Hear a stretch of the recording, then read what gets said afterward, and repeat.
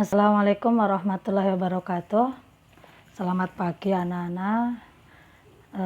Alhamdulillah pada pagi hari ini kita bisa bertatap muka kembali dalam kegiatan belajar mengajar untuk materi kelas 12 pada semester genap ya. Anak-anak, mari kita buka kegiatan pada pagi hari ini dengan bacaan Ummul Kitab. Libtigha'i mardatillah wa li syafa'ati Rasulillah wa ala kulli niyatin sholihah. Al-Fatihah. A'udzubillahi minasyaitonir rajim. Bismillahirrahmanirrahim. Alhamdulillahirabbil alamin arrahmanirrahim maliki yaumiddin. Iyyaka na'budu wa iyyaka nasta'in ihdinas siratal mustaqim siratal ladzina an'amta 'alaihim ghairil maghdubi 'alaihim waladdallin. Amin. Anak-anak yang saya cintai, pada pertemuan sebelumnya saya sudah meminta kalian untuk belajar tentang kaidah usul fiqh ya.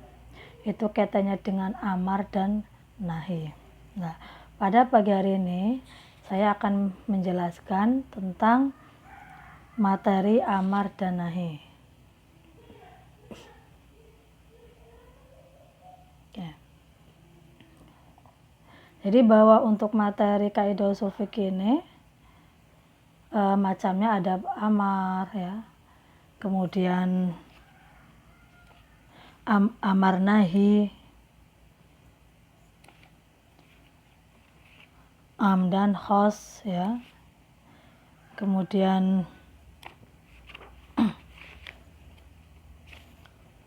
maf'ul dan mantuk ya, mutlak dan muqayyad dan lain sebagainya. Pada pertemuan hari ini Ibu akan menjelaskan tentang apa itu amar dan apa itu nahi, kemudian kaidahnya apa saja, bentuk-bentuknya apa. Yang pertama adalah tentang amar ya. Bahwa amar pengertiannya adalah suruhan perintah ya. Artinya bahwa perintah itu al-amru tolabul fi'li minal ala ila adna. Bahwa pengertian amar di sini suatu lafal yang dipergunakan oleh orang yang lebih tinggi derajatnya kepada orang yang lebih rendah untuk meminta bahwa hanya mengerjakan sesuatu pekerjaan yang tidak boleh ditolak. Ya. Kalau dalam konteks agama ya dari Allah Subhanahu wa taala kepada makhluknya. Contoh bahwa kita diperintahkan untuk sholat ya.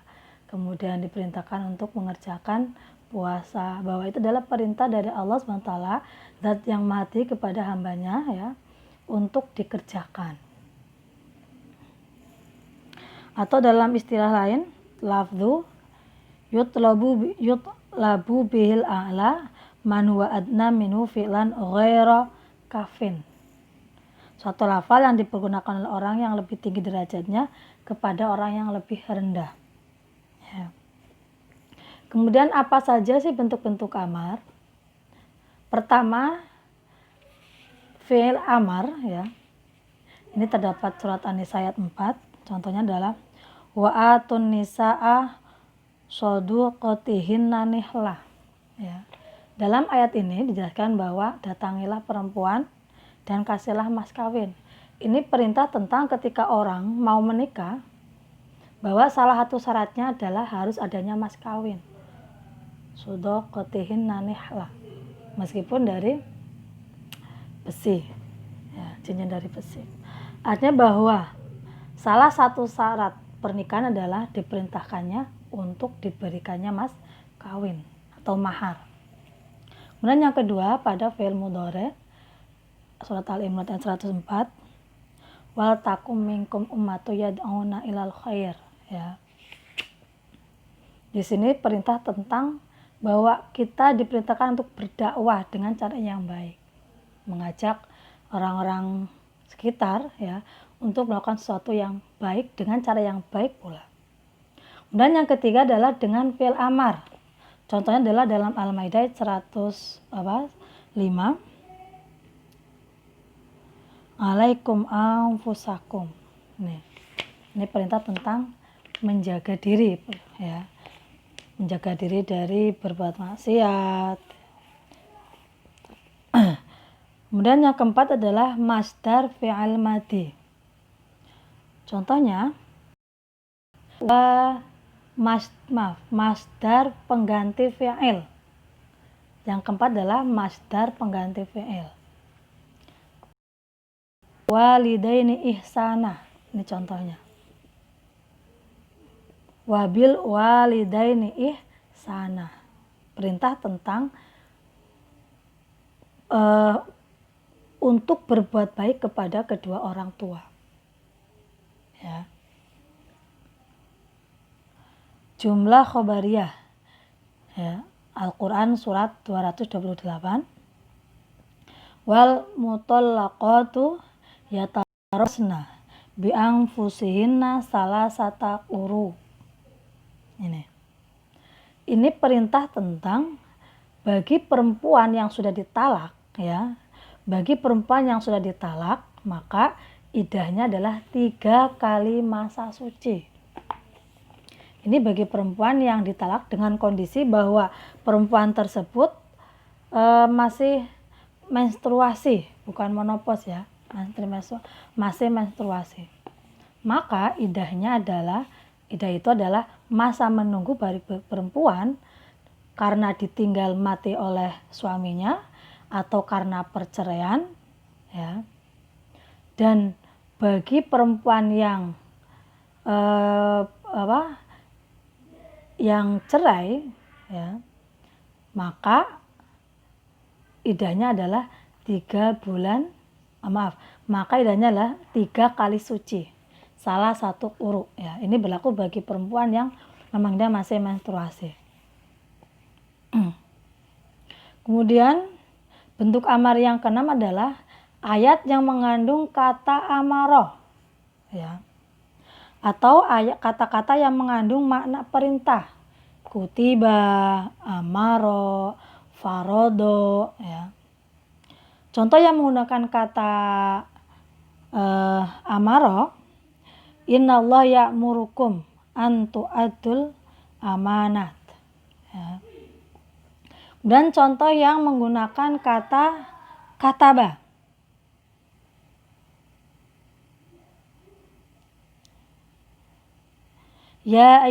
Bismillahirrahmanirrahim. Ya ayyuhalladzina amanu kutiba alaikumussyam. Ya, ini perintah tentang melaksanakan puasa, ya.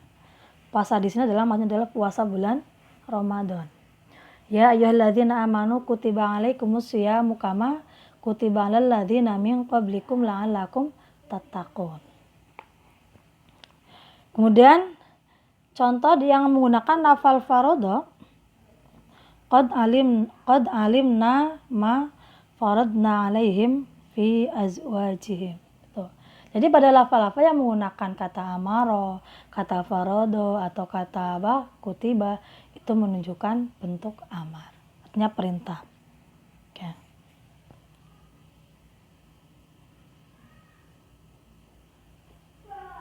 Kemudian kaidah amar. Kaidah yang pertama adalah al-aslu fil umuri lil wujub wala tadullu ala ghairihi illa biqarinah. Pada dasarnya amar itu perintah, ya, menunjukkan kepada wajib dan tidak menunjukkan kepada selain wajib kecuali dengan adanya qarinah.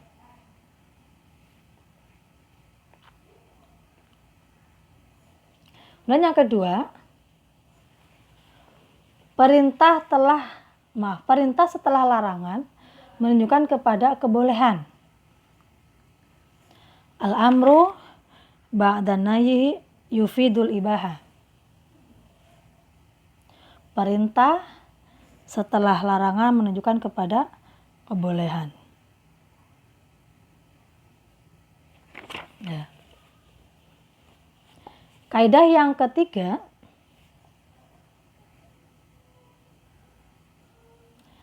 pada dasarnya perintah itu tidak menghendaki segera dilaksanakan. Al-asru fil amri la yaqtadil fawra. Pada dasarnya perintah itu tidak menghendaki segera dilaksanakan. Contoh adalah wa'adzin finnasi bil haji.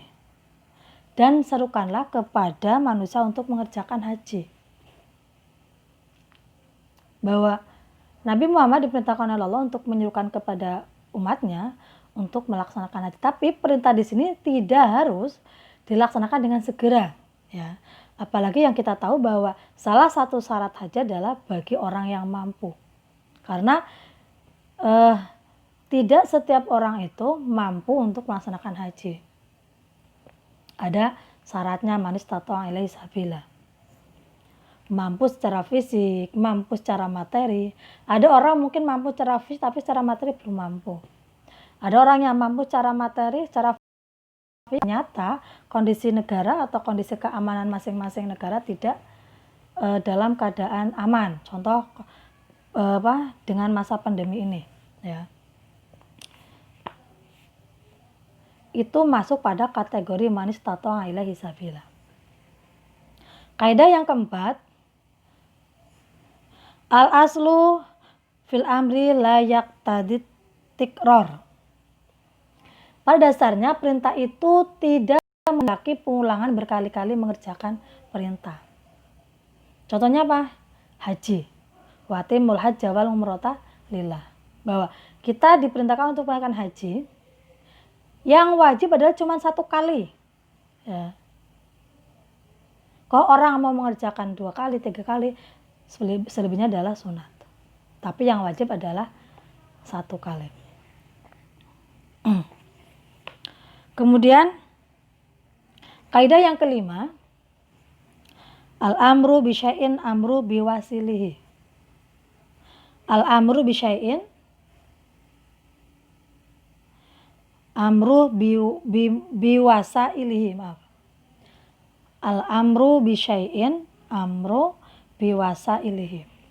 Memerintahkan mengerjakan sesuatu berarti memerintahkan pula segala wasilahnya. Contoh bahwa kita itu diperintahkan melaksanakan sholat fardu, ya. Ketika kita mau sholat fardu, kita harus suci, ya. Salah satu cara bersuci adalah dengan wudhu.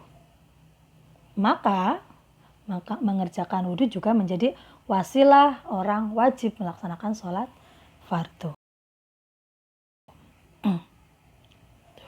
Jadi kalau mau sholat ya harus wudhu terlebih dahulu.